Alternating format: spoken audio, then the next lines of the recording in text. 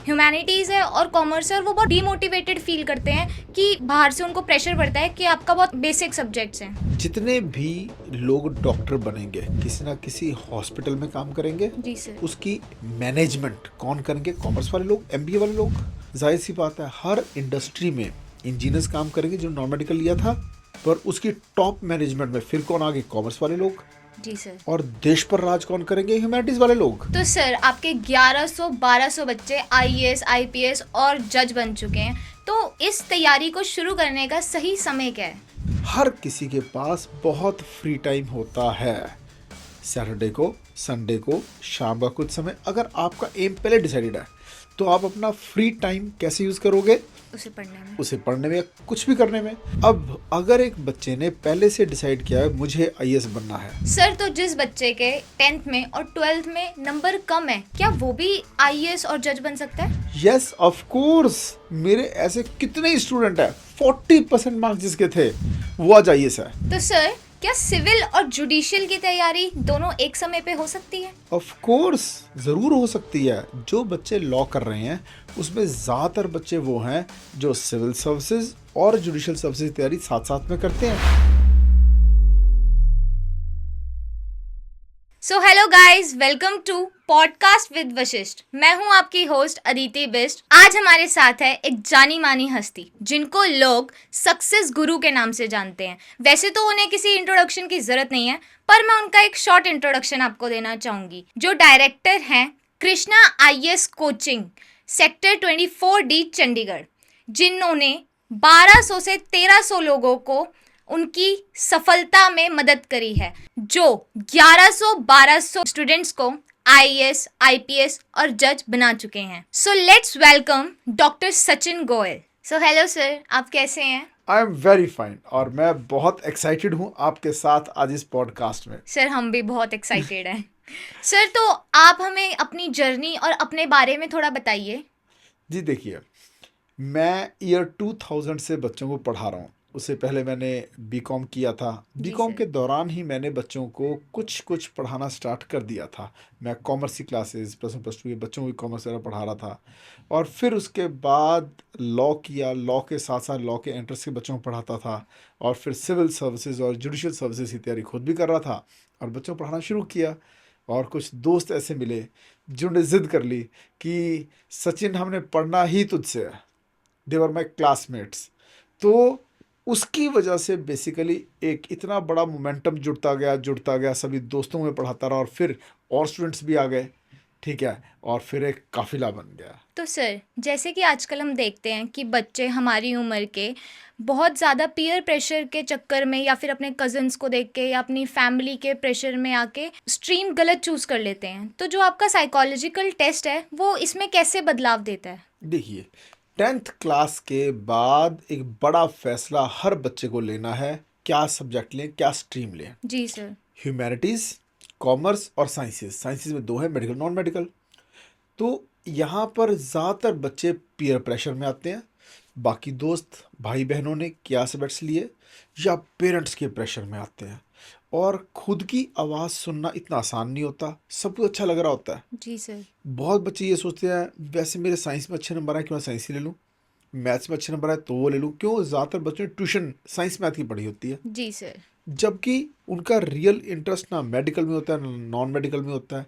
तो ऐसे में कुछ एक्सपर्ट्स की ज़रूरत है जो कि साइकोमेट्रिक टेस्ट के द्वारा पता करें, डिसाइड करें, एनालाइज करें और बच्चे को बताएं बेटा आपके लिए ये ठीक रहेगा।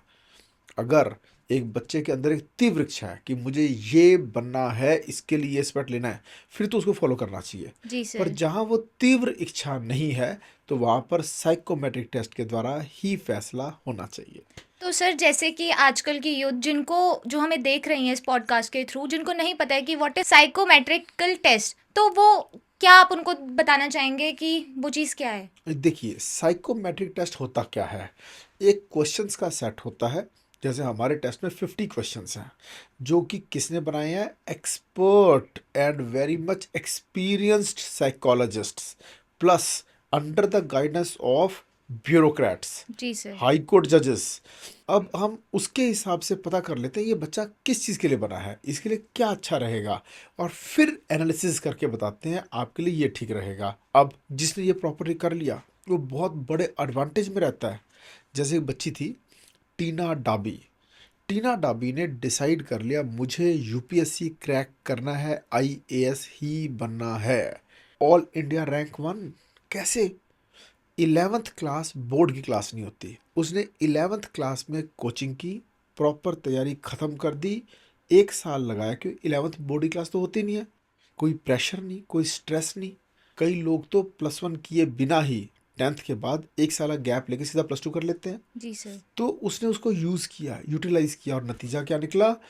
फर्स्ट अटेम्प्ट में पहली बार पेपर दिया, ऑल इंडिया रैंक 1। इस टाइम वो डीसी है, डिस्ट्रिक्ट मजिस्ट्रेट भी बोल सकते हैं। समझ में? तो साइकोमेट्रिक टेस्ट के ये फ़ायदे हैं, आपका एम क्लियर हो जाता है, आप अपना टाइम वेस्ट नहीं करते, जी सर। जितना एक्स्ट्रा टाइम है उसको सही जगह यूज़ करते हैं। हर बच्चे को 9th 10th में साइकोमेट्रिक टेस्ट के द्वारा डिसाइड करना चाहिए किस लाइन में जाना है। +1 सही तरह से यूज़ होगी, स्ट्रीम सही डिसाइड होगी। ये मुहिम हम चला रहे हैं सभी पेरेंट्स को, सभी टीचर्स को, खासकर स्कूल के जो प्रिंसिपल होते हैं, अगर वो इस पॉडकास्ट को देख रहे हैं तो उनको ज़रूर इस मुहिम के साथ जुड़ना चाहिए, बच्चों के कन्फ्यूजन्स को दूर करना चाहिए। सो सर, जैसे कि हम देखते हैं कि पेरेंट्स ह्यूमैनिटीज़ को और कॉमर्स को बहुत एक लाइट सब्जेक्ट्स लेते हैं। लाइक वो बच्चों को कहते हैं कि ह्यूमैनिटीज़ कर ली तो तुम्हारा क्या ही हो गया और आगे तुम्हारा कोई करियर नहीं है, फ्यूचर नहीं है। मतलब जिन लोगों ने ह्यूमैनिटीज़ ले ली या कॉमर्स ले लिया उनका कोई करियर नहीं होता, ऐसे पेरेंट्स का सुझाव है। तो आप बच्चों को क्या बताना चाहेंगे जिनके पास ह्यूमैनिटीज़ है और कॉमर्स है और वो बहुत डीमोटिवेटेड फील करते हैं कि बाहर से उनको प्रेशर पड़ता है कि आपका बहुत बेसिक सब्जेक्ट्स हैं? आप समझिए, जितने भी लोग डॉक्टर बनेंगे किसी ना किसी हॉस्पिटल में काम करेंगे, जी सर। ठीक है, उसकी मैनेजमेंट कौन करेंगे? कॉमर्स वाले लोग, एमबीए वाले लोग। जाहिर सी बात है, हर इंडस्ट्री में इंजीनियर्स काम करेंगे जो नॉन मेडिकल लिया था, पर उसकी टॉप मैनेजमेंट में फिर कौन आगे? कॉमर्स वाले लोग।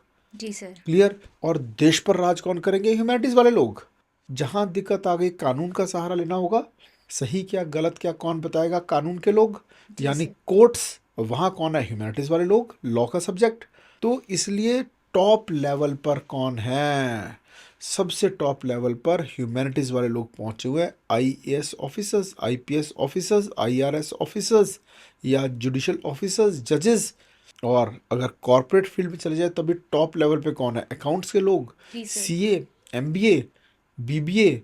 तो इस कारण से आप किसी फील्ड को छोटा या किसी को बड़ा नहीं बोल सकते, सब बराबर है। जी सर। इंजीनियरिंग भी ज़रूरी है, इंजीनियर्स का भी महत्व है, डॉक्टर्स का भी बहुत ज़्यादा महत्व है। जब किसी की ज़िंदगी बचानी होती है तो वही डॉक्टर भगवान बन जाता है। देश की तरक्की में बहुत बड़ा योगदान इंजीनियरिंग वालों का है। तो जैसे हाथ की 5 उंगलियां हैं, हर का अपना एक रोल है ना। जी सर। जो काम सबसे छोटी उंगली करती है ना, जो कान को जाने में काम आती है, सही बात ठीक है। है, वो काम अंगूठे से करवा के दिखा दो। और जब किसी चीज़ की पकड़ करनी है तो आप इससे पकड़ करके दिखा दो, तो आपको पकड़ के लिए तो अंगूठा ही चाहिए। जी सर। तो जो काम ह्यूमैनिटीज़ वाले करेंगे वो मेडिकल वाले नहीं कर सकते, और जो मेडिकल वाले करेंगे वो ह्यूमैनिटीज़ वाले नहीं। सबकी अपनी अपनी इंपॉर्टेंस है। All are good, all are important. Sir, जैसे कि आप बहुत सारे बच्चों को पढ़ाते हैं और साइकोमेट्रिकल टेस्ट भी लेते हैं उन सब का, लेकिन कई बार ऐसा होता होगा कि ह्यूमैनिटीज़ आ रहा हो उस बच्चे के लिए साइकोमेट्रिक टेस्ट में, लेकिन उनके पेरेंट्स उन पे प्रेशर बना रहे हैं कि वो साइंस ही ले। तो आप उस सिचुएशन को कैसे हैंडल करते हैं? देखिए, यहाँ पेरेंट्स की काउंसलिंग की ज़रूरत है। मैं जी कई सर। बार तो कुछ पेरेंट्स को डांट भी देता हूँ। मैं उन्हें ये भी बोल देता हूँ कि आप प्यार प्यार में ना अपने बच्चे की लाइफ ख़राब कर रहे हो, जो इतना प्रेशर डाल रहे हो उन पर। सही बात है। जब बच्चे का मन नहीं है, ठीक है, साइंस में जाने, तो क्यों ऐसा कर रहे हो?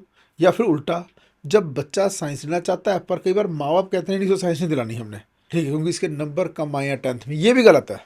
अगर एक बच्चे का बहुत मन है कि मुझे साइंस के फील्ड में ही करियर बनाना है, पर क्योंकि 10th में इतने अच्छे नंबर नहीं आए हैं तो इसलिए आप तुझे साइंस दिलाएंगे ही नहीं, ये भी गलत है। जी और सर। एडवाइस वर्सा, ज़्यादातर तो ये हो रहा है कि बच्चे के नंबर आए 60%, 70, 75, 80, 85 का, और उसका मन नहीं है साइंस लेने का, पर फिर पेरेंट्स के प्रेशर में आके वो साइंस ले लेता है। बाद में बोलता रहता है 2 साल +1 +2, पापा मैंने कहा था ना, ये मेरी बस की बात नहीं है, मेरे इंटरेस्ट नहीं है, आपने दिलवा दिया, वो अपना फुलेस्ट दे ही नहीं पाएगा।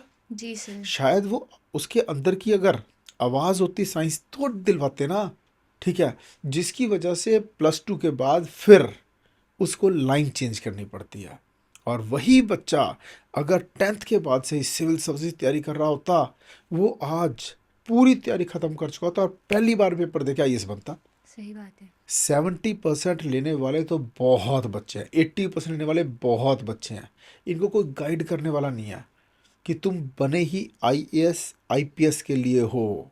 जैसे 10th खत्म हो, 11वीं बोर्ड की क्लास नहीं होती। टाइम को यूज़ करो, यूटिलाइज करो, 11th में तैयारी खत्म करो। पता है बहुत छोटा सा सिलेबस है यूपीएससी का। अगर एक लाइन में मैं कहूँ तो सबसे ज़्यादा कंपटीशन वाला पेपर दुनिया का कोई है तो वो यूपीएससी। और सिलेबस क्या है उसका? अखबार प्लस 10वीं तक की एनसीईआरटी, बस बस बस बस, और कुछ भी नहीं। न्यूज़पेपर्स और 10th क्लास तक की एनसीईआरटी, जिसने इस पर पकड़ बना ली वो पेपर क्लियर कर जाएगा। क्या ये मुश्किल काम है? नहीं सर। 11th क्लास में सब कुछ हो सकता है। उसके बाद revision test, revision test, revision test.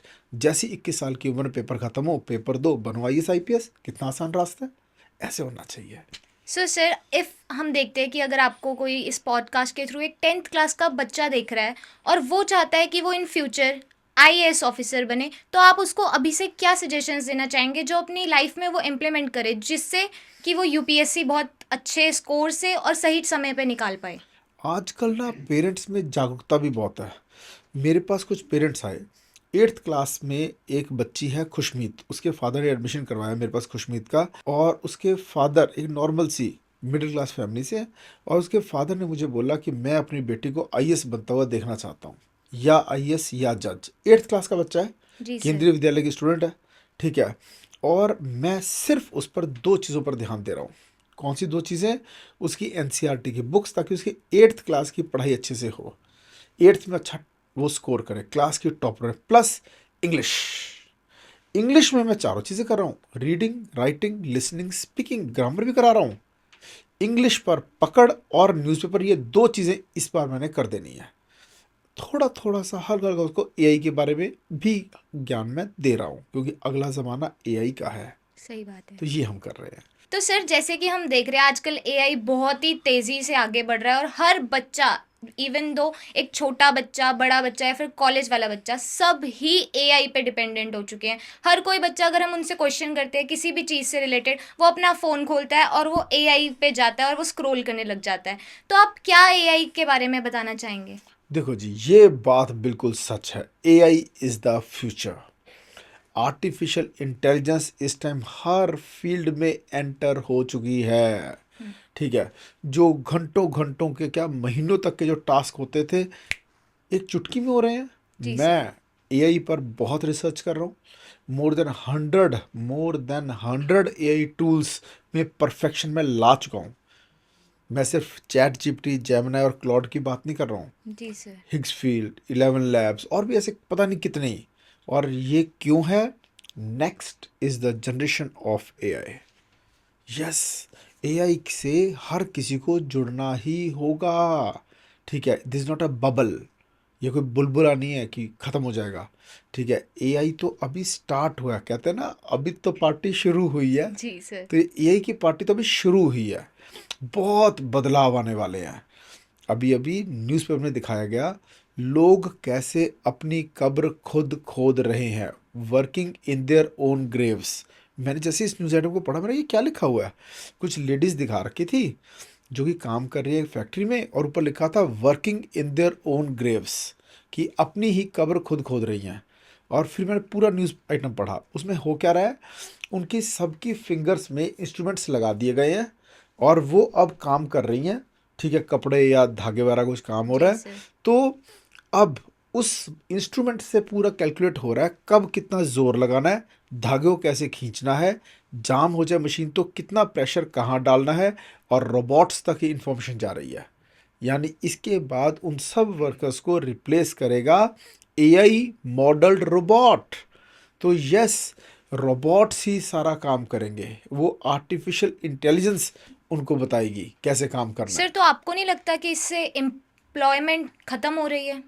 ज़रूर। और अनएम्प्लॉयमेंट बढ़ रही है।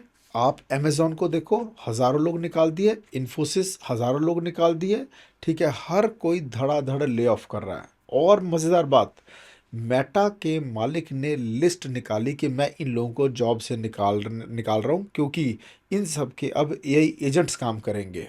और उसमें सबसे ऊपर नाम उसका खुद का था। कहता मैं भी कुछ नया ट्राई करूँगा, मेरा भी एआई रोबोट समझो तैयार है, जो मेरी तरह से मेरे प्रोडक्ट्स इंस्टाग्राम को, व्हाट्सएप को और फेसबुक को संभालेगा। I will think of something big and something new. तो हर इंसान को ऐसे सोचना होगा। मैं तो ऐसे कर रहा हूँ, नए नए कोर्सेज ऐड कर रहा हूँ, नए नए आयाम हासिल करने की कोशिश कर रहा हूँ, कि मुझे पता है मेरा काम एआई ने काफ़ी आसान भी किया हुआ है। जी सर। जहाँ मुझे स्पेलिंग मिस्टेक्स ठीक करने में महीनों लगते थे, एक ही बुक की स्पेलिंग मिस्टेक्स ठीक करना, टाइपिंग चेक करना, टाइप सेटिंग करना, उसमें महीनों लग जाते थे एक बुक तैयार करने में, अब कुछ घंटों में हो रहा है।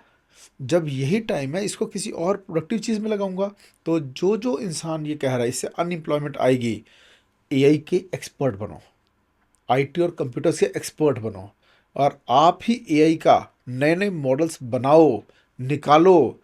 सर्वाइवल ऑफ द फिटेस्ट की थ्योरी है। राज करेगा खालसा, आकी रहे ना कोई। ये क्या है? राज करेगा खालसा। खालसा वर्ड का मतलब क्या? खालिस, सच्चा, स्वच्छ, प्योर, ताकतवर, नॉलेजफुल, कॉन्टेंटफुल, जिसमें नॉलेज है, कंटेंट है, स्किल है, कला है, वो राज करे। तो बनो ना। एआई की नॉलेज होनी चाहिए ना, तभी तो राज करो, नहीं तो खत्म हो जाओगे। आकी रहे ना कोई। जो इम्प्योर है वो खत्म हो जाएंगे, जो नॉलेजफुल नहीं है वो धीरे धीरे खत्म हो जाएंगे। तो आप आकी क्यों बन रहे हो? नॉलेज बढ़ाएं। ओके। जी सर। तो सर जैसे कि मैं खुद भी कॉलेज गोइंग स्टूडेंट हूँ, तो आजकल मैं और मेरे फ्रेंड्स एग्ज़ाम टाइम्स में हम क्या करते हैं, हम ना एआई को यूज़ करते हैं बुक्स पढ़ने की जगह। हमें ऐसा लगता है कि बुक्स तो इतनी ज़्यादा, अब कौन पढ़े इतने सारे चैप्टर्स, तो हम ना एआई पे जाते हैं और समरी मांगते हैं उससे सारे यूनिट्स की। तो इसमें आपका क्या व्यू पॉइंट है, ये हमारी स्टडीज़ पे कैसे अफेक्ट कर रहा है? मैं खुद सभी कॉलेजेस में यूपीएससी के सेमिनार्स करता हूँ, हाँ, करियर इन लॉ के सेमिनार्स करता हूँ, सभी बच्चों से मेरा वार्तालाप होता है।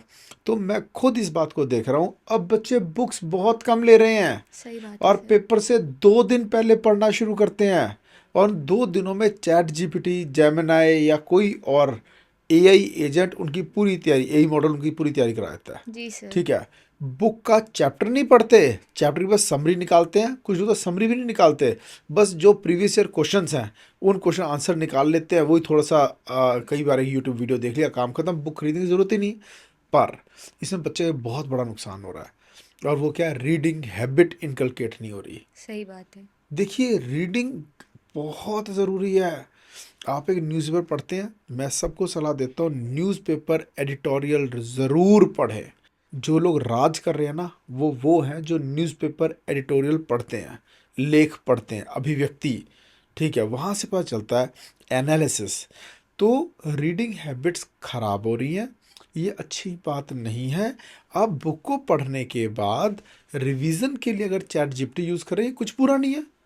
पर आप अगर स्किप कर रहे हो, बुक को पढ़ना ही नहीं, सिर्फ चैट में समरी पढ़ के चले गए, तो आधी अधूरी नॉलेज से आप पेपर दे रहे हैं, जी सर। और आगे चल के प्रॉब्लम होगी। स्किल्स ऐड नहीं होंगे, नंबर चाहे आ भी जाएंगे, कुछ पास हो भी जाओगे। जब एक्चुअल वर्क एनवायरनमेंट में आप पहुंचते हैं, वहाँ पर आपको एक फाइल दे दी जाएगी। जैसे मान लो लॉ फर्म है, आपको एक फाइल दे दी, अब इसका एब्स्ट्रैक्ट बना के दो। आप तो रीडिंग में हैबिट है ही नहीं, आप तो जी चैट जीपीटी सर। से पास हुए हो हमेशा। वहाँ पर फिर खून के आंसू आते हैं, काम होता नहीं, एम्प्लॉयर निकाल देता है, अनएम्प्लॉयमेंट पैदा हो रही है, फ्रस्ट्रेशन पैदा होगा। क्यों? डिग्री किसी काम की नहीं फिर। जी सर। तो स्किल्स पर काम करें, रीडिंग करें। सभी सुनने वाले इस बात पर ध्यान दें, चैप्टर ज़रूर पढ़ें, रीडिंग हैबिट्स इनकलकेट करें। तो सर आपके 1100-1200 बच्चे आईएएस आईपीएस और जज बन चुके हैं, तो इस तैयारी को शुरू करने का सही समय क्या है? हमारे पूर्वजों ने बिल्कुल सही बात बोली हुई है, जब जागो तब तब सवेरा। सवेरा। Earlier you start better it is. और एक और कहावत है, early bird catches the worm. Clear? इन तीनों का मतलब क्या निकला? जितनी जल्दी करोगे उतना बेटर। जी सर। अब देखो, हर किसी के पास बहुत फ्री टाइम होता है। सैटरडे को, संडे को, शाम का कुछ समय, अगर आपका एम पहले डिसाइडेड है तो आप अपना फ्री टाइम कैसे यूज़ करोगे? उसे पढ़ने में। उसे पढ़ने में या कुछ भी करने में। हर कोई भी स्क्रीन टाइम से आज की डेट में बचा हुआ नहीं है। 99.99% लोग अपना दिन का एक बड़ा हिस्सा स्क्रीन टाइम में बिता रहे हैं। सच है। अब अगर एक बच्चे ने पहले से डिसाइड किया है मुझे आईएएस बनना है, मान लो 6th क्लास में, 7th में, 8th में, 9th में, तो क्या करेगा? जब वो स्क्रीन टाइम कर रहा है तो जैसे ही यूपीएससी से रिलेटेड कुछ आएगा वो ध्यान से सुनेगा, और फिजूली कोई चीज़ आएगी तो वो सीधा स्क्रॉल कर देगा। ये एल्गोरिथम काम करेगा। ये मेमोरी में फीड हो जाएगा मेटा की, मेमोरी में फीड हो जाएगा यूट्यूब की। इसको कैसे वीडियोस इस बच्चे को दिखाने हैं, उनको एंगेजमेंट चाहिए। कहते हैं God helps those who help themselves, कि जो खुद अपनी मदद करता है उसकी मदद भगवान करता है। अब वो काम हो गया। एक बच्चे ने डिसाइड कर लिया मुझे एक दिन जज बनना है, अभी बच्चा 8th क्लास में है, तो कोई क्राइम से रिलेटेड न्यूज़ आएगी, वो कहेगा मम्मी चलना चेंज करो, मैं देखना दो एक बार। समझ में आया? क्यों? उसका इंटरेस्ट आ रहा है उसके अंदर। ठीक है। जब कोई वीडियो क्लिप आएगी, ठीक है, मेटा जो कि इंस्टाग्राम का प्रोडक्ट है, फेसबुक है, ठीक है, कोई छोटा वीडियो आया जो लॉ से जुड़ा है, क्राइम से जुड़ा हुआ है, या फिर कोई नया लॉ आया है, कोई कॉन्स्टिट्यूशन का अमेंडमेंट है, वो उसको ध्यान से देखेगा, सुनेगा। ये पता चल गया मेटा वालों को, वो वैसी वीडियोस देखिए दिखाएंगे। तो कहीं ना कहीं कुछ सिस्टम है जो आपके ऊपर काम कर रहा है। जी सर। अब आपको वही चीज़ें दिखनी शुरू हो जाएंगी जिसमें आपका इंटरेस्ट है। अब जैसे मैं हूँ, मुझे मेरे ही फील्ड के वीडियोस सजेशंस में आते हैं, तो इस तरह से होगा कि आपको एनवायरनमेंट मिल जाएगा, आपके मन में विचार भी लॉज से रिलेटेड आने शुरू हो जाएंगे, कैसे सुधारों की ज़रूरत है। उसी तरह के आप डिबेट्स देखो, उसी तरह की बातें करोगे, और वो ईश्वर इस तरह से अपनी पूरी कायनात की ताकत लगा रहा है आपको जीत दिलाने में। जी तो सर। Start early. अगर स्कूल टाइम में हो, लैंग्वेज और एनसीईआरटी पर ध्यान दो, बस इंग्लिश, इंग्लिश हिंदी पंजाबी और एनसीईआरटी। अगर आप 10th कर चुके तो +1 के अंदर तैयारी करो। +1 सबसे मेन क्लास, जिसने +1 को संभाल लिया उसने अपने जीवन को संभाल लिया।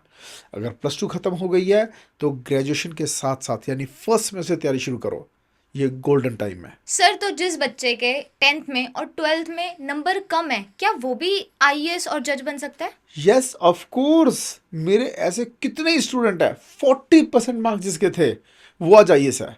ठीक जी है। सर। एक लड़की जो मेरी स्टूडेंट थी, उसके हमेशा 55% के आसपास आए। मैंने एक बार पूछा भी उससे, मैं मॉक इंटरव्यू में, कि बेटा आपके कभी लाइफ में, मैं देख रहा हूँ आपका पूरा फॉर्मेट जो आपने भरा हुआ है, ठीक है, उसे हम डेफ फॉर्म कहते हैं, मैं देख रहा हूँ इसमें कहीं पर भी आपकी फर्स्ट डिवीज़न नहीं है, क्या आज तक ज़िंदगी में कभी फर्स्ट डिवीज़न नहीं आई? कहती यस सर, कभी थ्रू आउट लाइफ मेरी फर्स्ट डिवीज़न आई नहीं, हमेशा 50s में ही रही हूँ मैं, 55 के आसपास। और आज वो लड़की जज है। तो हाँ, बहुत से बच्चे 40, 45, 50, 52, 55 या 60% से कम नंबर लेके, यानी कि जिनकी फर्स्ट डिवीज़न कभी नहीं आई, वो सारे आईएएस आईपीएस जज बने हुए हैं। अगर कंसिस्टेंसी से लगे रहो, हर रोज़ बस एक छोटा सा एडिशन करते रहो, छोटा सा, अगले दिन फिर एडिशन किया, अपनी नॉलेज ऐड करते रहो, कंसिस्टेंसी प्लस परसेवरेंस, बात ज़रूर बनेगी। सर, जैसे कि मैंने आपके बहुत पॉडकास्ट देखे हैं जिसमें आप हमेशा ये कहते हुए नज़र आते हैं कि आप 12th के बाद ग्रेजुएशन के साथ ही साथ तैयारी करें अपने यूपीएससी की या जुडिशियल की, जिस चीज़ पे आपका इंटरेस्ट है। तो ऐसा क्यों है? इसके 2-3 कारण हैं। ये बात बिल्कुल सच बोली आपने। मैं अपने कई पॉडकास्ट्स, कई वीडियोस में ये बात कह चुका हूँ कि गोल्डन एज को बर्बाद मत करो। ग्रेजुएशन गोल्डन एज है। ठीक है। बच्चे 2-2 दिन पढ़ते हैं, बस 2 दिन पढ़ते हैं, एआई की हेल्प से, चैट जीपीटी की हेल्प से अच्छे नंबर ले रहे हैं। जी तो अब पूरा साल वो बच्चा कर क्या रहा है फिर? Time waste. इवेंट्स इतने हैं ना कॉलेजेस में, कभी मॉडल यूनाइटेड नेशंस हो रहा है, कभी क्राफ्ट कंपटीशन, कभी मॉडलिंग कंपटीशन, कभी डांस कंपटीशन, कभी स्टार नाइट, कभी फुटबॉल कंपटीशन, कभी कबड्डी कंपटीशन, कभी क्रिकेट कंपटीशन। ऑर्गेनाइज कौन कर रहे हैं? जो इनमें किसी में पार्टिसिपेट नहीं कर, बस हम तो ऑर्गेनाइजर हैं। और नहीं तो ट्रिप्स, हम टूर लेके जा रहे हैं, पैसा कमाएंगे वहाँ से, हम इवेंट लगा रहे हैं। ठीक है, सभी कॉलेजेस के बच्चों के मोबाइल में व्हाट्सएप में देखो इवेंट्स के ग्रुप्स हैं, छोटे छोटे से इवेंट्स लगाते रहते हैं। ठीक है, कहीं पर कोई एग्जीबिशन लगी हुई है तो वहाँ पर एक दिन के 500 रुपये मिल रहे हैं और सुबह से लेकर शाम तक स्टॉल संभाल लिया। जी सर। तो ये बच्चे क्यों ऐसा कर रहे हैं? क्यों? इन्होंने एम डिसाइड नहीं कर रखा कि मुझे बनना क्या है। ये टाइम पास कर रहे हैं, ये इंजॉय कर रहे हैं, ग्रेजुएशन का टाइम बर्बाद कर रहे हैं, 2-3 दिन पढ़ के अच्छे नंबर ले रहे हैं क्योंकि गवर्नमेंट नहीं चाहती कि ज़्यादातर बच्चे फेल हो जाए। जी तो सर। सिस्टम ही ऐसा बना रखा है कि इजीली बच्चे पास हो सकें, ताकि वोट बैंक की राजनीति है। ओके, अब बच्चे को तो चाहिए ना अपने करियर के लिए जागरूक हो, बच्चे को चाहिए एम डिसाइड करो और अभी से लगो ना काम पर। तो फर्स्ट सेमेस्टर से, जैसे ही ग्रेजुएशन स्टार्ट करें, फर्स्ट सेमेस्टर से पेरेंट्स को चाहिए हाथ पकड़ के बच्चे को उस एनवायरनमेंट में डाल दो जहाँ पर ऐसे साथी मिल जाएं जो आईएएस बनना चाहते हैं, आईपीएस बनना चाहते हैं, जज बनना चाहते हैं। आपका बच्चा भी वैसे ही हो जाएगा। कहते हैं ना, संगत की रंगत चढ़ती ज़रूर है। सही बात है सर। खरबूजे को देखकर खरबूजा रंग बदलता है। यानी कि एक दोस्त कोई ऐसा आ जाएगा आपकी लाइफ में जो कहेगा मुझे कुछ बन के दिखाना है, मुझे कुछ करके दिखाना है, मुझे पढ़ना है, तो आप भी ऐसी बातें करने लग जाओगे। अच्छा तू पढ़ और मैं भी तेरे साथ पढ़ के दिखाऊंगा। सही बात। कंपटीशन आ गया तो संगत की रंगत चढ़ गई। तो माँ बाप का रोल है यहाँ, और वो माँ बाप गायब है अब। वो फादर जो जबरदस्ती अपने बच्चे को छोड़कर आया था स्कूल में, हालांकि स्कूल जाने की जिद बच्चे ने नहीं की थी, रादर बच्चा तो रो रहा था मैंने नहीं जाना स्कूल, मैंने तो मम्मी के पास रहना है, फिर भी फादर जबरदस्ती उस बच्चे को कहाँ छोड़ाया? स्कूल। स्कूल। तभी बच्चे की पढ़ाई हो गई। अब वो फादर गायब। अब वो फादर क्या कह रहा है? हम बच्चे से बात करेंगे। अगर बच्चे का मूड होगा, प्लान होगा, अगर बच्चा कहेगा हमारी तरफ से मना नहीं है, all parents are like this, सबके मुंह पर एक ही बात, हमारी तरफ से मना नहीं। अगर बच्चा कहेगा तो उसे पढ़ा देंगे, आईएएस की तैयारी कराएंगे, आईपीएस करा देंगे, जज बना देंगे, पर हम नहीं उसे बोलेंगे आईएएस बन, आईपीएस बन, जज बन। क्यों भाई? स्कूल क्यों डाला था फिर बच्चे को? सही बात है। तो एनवायरनमेंट चेंज करना ये पेरेंट्स के हाथ में है। पेरेंट्स स्टार्ट करवाएं, बाकी बच्चा अपने आप फिर ग्रो करता है। सर तो जैसे कि मैं कॉलेज जाती हूँ और मैं देखती हूँ कि हमारे आजकल सोसाइटी में हर एक बच्चे का लव अफेयर चल रहा है और उसका पर्सनल, वो अपने रिलेशनशिप को बहुत पर्सनल रखता है, वो पेरेंट्स से इजीली शेयर भी नहीं कर पाता। तो इसका उसके करियर पर और उसके फ्यूचर पर क्या इफेक्ट पड़ेगा? पड़ता है जी, इसका बहुत इफेक्ट पड़ता है। सबसे पहला फर्क क्या पड़ता है? आपकी कंसंट्रेशन। जी सर। अब हम ह्यूमन बींग्स है ना, हाथ की 5 उंगलियां बराबर नहीं है। कई बार वही पर्सनल रिलेशन आपकी ज़िंदगी बना देता है, कई बार वही पर्सनल रिलेशन आपकी ज़िंदगी बर्बाद कर देता है। कि अगर जिसको आप प्यार करते हैं या जो आपका बेस्ट फ्रेंड है, ठीक है, गर्लफ्रेंड, बॉयफ्रेंड, कुछ भी हो सकता है, क्या पता वो इतना अच्छा हो, अच्छी हो कि आपको मोटिवेट करे, ऐसी जिद कर ले मैंने तब तक आपसे मिलना ही नहीं जब तक आपका मॉक टेस्ट क्लियर नहीं होता, जब तक आपका स्कोर इंप्रूव नहीं होता। ठीक है जी। अब देखो वो बंदा या बंदी कैसे पढ़ेंगे। ठीक है, और ऐसा भी हो सकता है, ठीक है, कि जाओ तुम पढ़ ही लो, मैंने तुमसे मिलना ही नहीं अब। ठीक है जी, तुम मुझसे ज़्यादा इंपॉर्टेंस पढ़ाई को देते हो इसलिए मुझे नहीं मिलना। तो ये आपको देखना है। ठीक है, मैं यही सलाह दूंगा।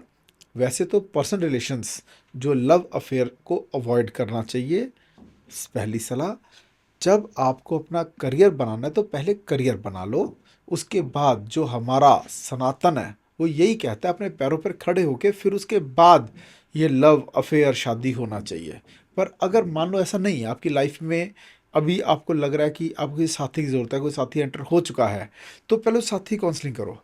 ठीक है, या साथी ही उसको बनाओ जो आपके लिए पॉजिटिव हो, जो इतना जी। समझदार हो कि जो आपके करियर में आपको एड करे, हेल्प करे, मोटिवेट करे, सपोर्ट करो, और आप उसे सपोर्ट करो।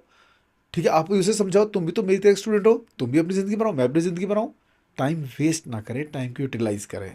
तो रिलेशनशिप पॉजिटिव कंस्ट्रक्टिव होना चाहिए, और अगर वो डिस्ट्रक्टिव है, वो टॉक्सिक रिलेशन बोलते हैं ना आजकल, जी सारी सर। जेंजी यही वर्ड यूज़ करती है, टॉक्सिक टॉक्सिक रिलेशन। पार्टनर। हाँ, अगर पार्टनर टॉक्सिक है तो जल्दी से बोलो बाय बाय, टाटा। सर ठीक है। आपके लाइफ में ऐसा रोल किसी ने निभाया है?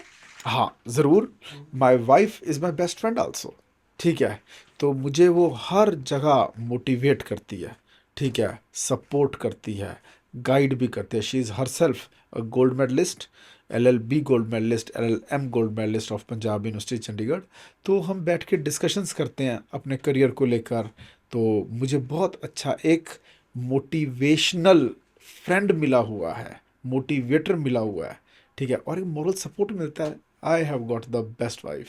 तो सर जैसे कि अगर आपके बच्चे कल को किसी के साथ रिलेशन में हैं तो आप उन पे कैसा उनसे डील करेंगे? क्या आप उन पे एक प्रेशर बनाएंगे कि उनको रिलेशन में नहीं आना चाहिए, या आप एक अच्छे पेरेंट की तरह काम रहेंगे? देखिए जी, फैसला बच्चों को करना है इसमें, मेरा काम है एडवाइस करना। जी मेरी सर। फर्स्ट एडवाइस बच्चों को यही रहेगी कि do not engage in any such relationship before you are well settled in life. But if you have already entered, ठीक है, then the relationship should be a positive one, constructive one, and if it is toxic और negative, leave that relation at the earliest. तो sir क्या civil और judicial की तैयारी दोनों एक समय पे हो सकती है? ऑफ कोर्स ज़रूर हो सकती है। जो बच्चे लॉ कर रहे हैं उसमें ज़्यादातर बच्चे वो हैं जो सिविल सर्विसेज और जुडिशियल सर्विसेज की तैयारी साथ साथ में करते हैं। मेरे बहुत से बच्चों ने ऐसा किया है, ठीक है। अब जैसे एक स्टूडेंट थी मेरी, शिल्पी गुप्ता, वो ज़्यादा तैयारी कर रही थी सिविल सर्विसेज की, पर साथ साथ जुडिशरी की भी तैयारी कर रही थी, और बार बार बोलती थी मेरा जुडिशरी में इंटरेस्ट नहीं है, मेरा तो सिविल में है, ज़्यादा झुकाव भी मेरा सिविल सर्विसेज की तरफ है। पर पेपर क्लियर हो गया जुडिशरी का, क्योंकि सिविल सर्विसेज से लेसर कॉम्पिटिटिव होता है जुडिशरी। जज बनना आसान है as compare to computing in the civil services.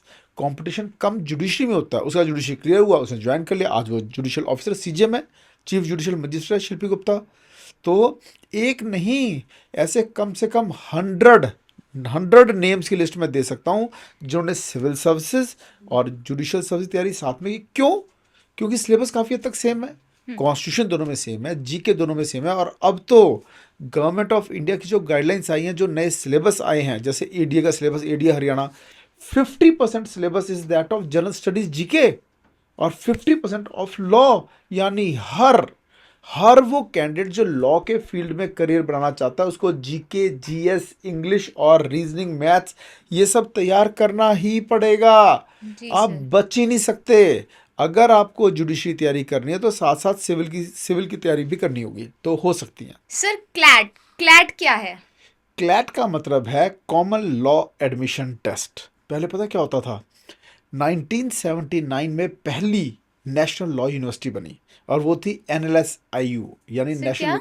National law school of India university, ठीक है, यानी NLS बेंगलोर कहते हैं उसको। जी वो सर। 1979 में बन गई।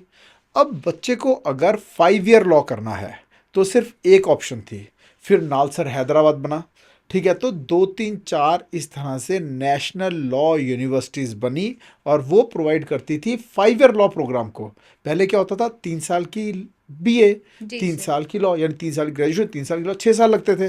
पर ये नेशनल लॉ यूनिवर्सिटीज़ में अगर एडमिशन लोगे, एक तो स्पेशलाइज्ड नॉलेज ऑफ लॉ मिलेगी, +2 के बाद से ही लॉ की पढ़ाई स्टार्ट, और दूसरा 5 साल में लॉ का प्रोग्राम ख़त्म। तो एक बच्चे को फॉर्म भरने पड़ते थे 6, 7, 8, 9, 10, हर कॉलेज का अलग से, हर यूनिवर्सिटी अलग फॉर्म भरो। फिर 2008 में नई चीज़ आई, CLAT, common law admission test. एक फॉर्म भरो, उससे ऑटोमेटिकली सभी नेशनल लॉ यूनिवर्सिटीज़ में आपने ऑटोमेटिकली अप्लाई कर लिया। आज भारत में 27 नेशनल लॉ यूनिवर्सिटीज़ हैं, और उसमें से 26 एक ही पेपर से एडमिशन्स ले रही हैं, उसे कहते हैं क्लैट। और ये 2 तरह के पेपर लेते हैं, UG PG। एक है UG अंडर ग्रेजुएट प्रोग्राम, जी जो सर। +2 के बाद होता है, एक PG जो कि पोस्ट लॉ ग्रेजुएशन। कहीं से भी करो, उसके बाद 1 साल की या 1 साल की पोस्ट ग्रेजुएशन का प्रोग्राम है, PG प्रोग्राम, LLM जिसे कहते हैं। क्लियर? तो मैंने बोला 27 में से 26 NLUs इसके अंडर है, तो कौन सा एक बाहर है? दिल्ली वाला, NLU दिल्ली, द्वारका में है। वो पेपर अभी भी अलग ही कंडक्ट करता है, और उसे आईलेट कहते हैं, AILET, all India law entrance test. ये है क्लैट। सर क्लैट के लिए तैयारी कैसे करें? क्लैट में एक वर्ड है, एक वर्ड जिस पर ध्यान, वो है रीडिंग, रीडिंग, रीडिंग।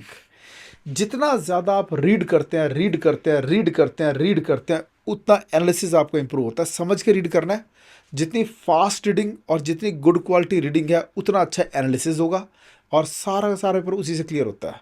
ठीक है, सिवाय एक दो चीज़ों के, थोड़ी सी लॉ की नॉलेज ऐड कर दो, प्लस थोड़ा सा आप ऐड करो quantitative techniques, graphs, pie charts, बस। तो सबसे मेन है न्यूज़पेपर एडिटोरियल्स की रीडिंग।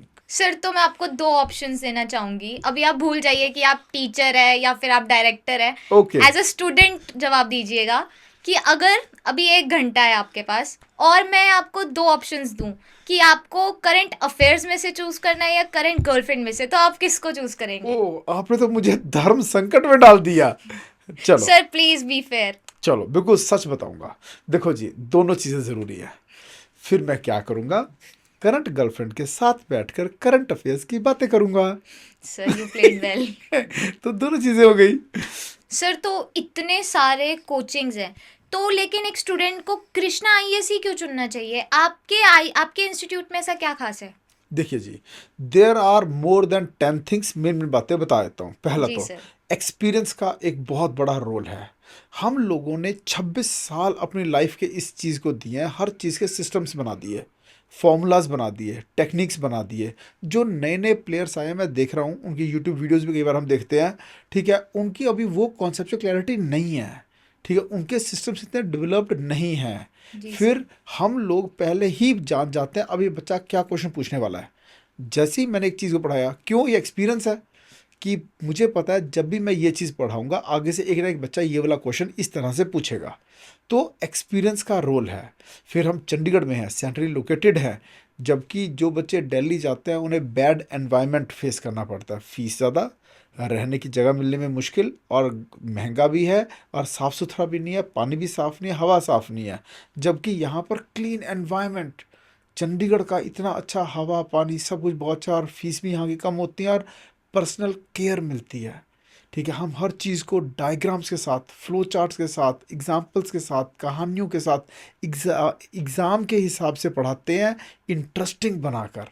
मैं जब पढ़ाता हूँ, मेरे जो लेक्चर्स में हर 12 से 13 मिनट के बाद एक एग्जाम्पल आ जाता है, एक छोटी सी स्टोरी आ जाती है, ताकि पढ़ाई को हम आसान और इंटरेस्टिंग बनाएं। जी सर। अच्छा टीचर वही है जो पढ़ाई को आसान इंटरेस्टिंग बना दे। इसलिए आपको चंडीगढ़ में कृष्णा आईएएस ज्वाइन करना चाहिए। हम जिम्मेदारी लेते हैं कोचिंग टिल सिलेक्शन कि जब तक एक बच्चा आईएएस आईपीएस जज बन नहीं जाता हम छोड़ते नहीं हैं।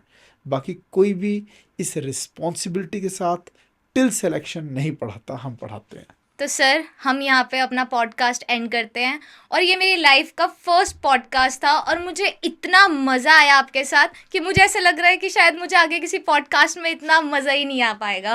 नहीं, आप देखिएगा, आप बहुत अच्छे एंकर हैं। इसके बाद वाले पॉडकास्ट बल्कि आपको और ज़्यादा मज़ा आएगा। और सच बात कहूँ, आपने मेरे दिल की बात चुरा ली।